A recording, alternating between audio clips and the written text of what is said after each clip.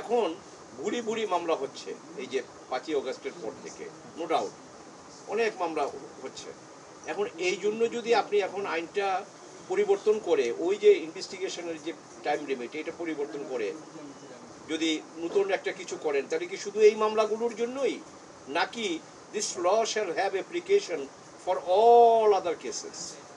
Particular এই আইনের জন্য, এই মামলাগুলোর জন্য তো মানে আমাদের বিধানটা পরিবর্তন হতে পারে না। আপনি যদি এখন অ্যামেন্ডমেন্ট আনেন যে আপনি 90 ডেজের ভিতরে বা 60 ডেজের ভিতরে যদি ইনভেস্টিগেশন কমপ্লিট না হয়, পুলিশ একটা প্রিলিমিনারি একটা রিপোর্ট দেবে, ওই রিপোর্টের উপরে আসামি খালাস হয়ে যাবে বা আসামি রিলিজ হয়ে যাবে।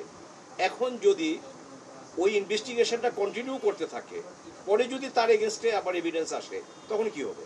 না, ওখানে বলছে যে পরে তাহলে পুলিশ সেটা তাকে সম্পৃক্ত করতে পারবে, পরে তাকে সংশ্লিষ্ট করে একবার একটা মামলা থেকে আপনি যদি একুইটাল হয়ে যায়, রিলিজ হয়ে যায়, তারপরে আবার তাকে এনে এটা এটা এটা এগুলো কমপ্লিকেশন রাইজ করবে। বরঞ্চ আমার অভিমত যেটা সেটা হলো যে একটা নির্দিষ্ট সময়ের মধ্যে যদি দেখা যায় যে ইনভেস্টিগেশনে কোনো কিছু পাওয়া যাচ্ছে না, সেক্ষেত্রে কোর্টে আপনার একটা লিবার্টি থাকুক যে কোর্ট এই মামলাগুলোতে আপনার জামিন দিতে পারে, পুরো খালাস না দিয়ে। কারণ পুরো খালাসেরও তো একটা, যেহেতু এখন পুলিশের হাতে তো ব্যাপক, এটা আমরা অস্বীকার করার কোনো উপায় নাই যে আপনার 30 ডেজের ভিতরে 60 ডেজের ভিতরে একটা প্রিলিমিনারি রিপোর্ট আনার জন্য তদবির শুরু হয়ে যাবে, নাম্বার দেওয়ার জন্য শুরু হয়ে যাবে।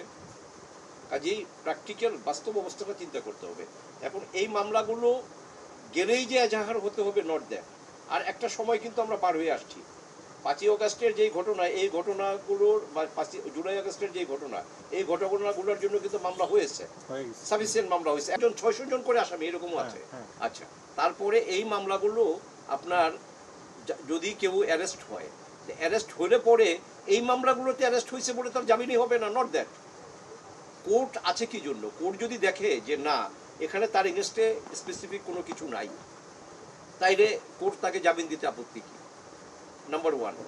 সেকেন্ড থিং হলো যে আপনি police report is never binding আপন দি কোর্ট। এটা আমাদের ফৌজদারি আইনের চর্চা করি বলে এই কথাটা আমি বলতে পারি যে পুলিশ রিপোর্টের উপরেই যদি সমস্ত কিছু কোর্ট ডিসাইড করতে হয়, তাইলে প্রপার জাস্টিস হবে না। এই জন্যই আমাদের এখানে আমাদের উচ্চ আদালত থেকে ভুরি ভুরি ডিসিশন আছে যে police report is never binding আপন দি কোর্ট।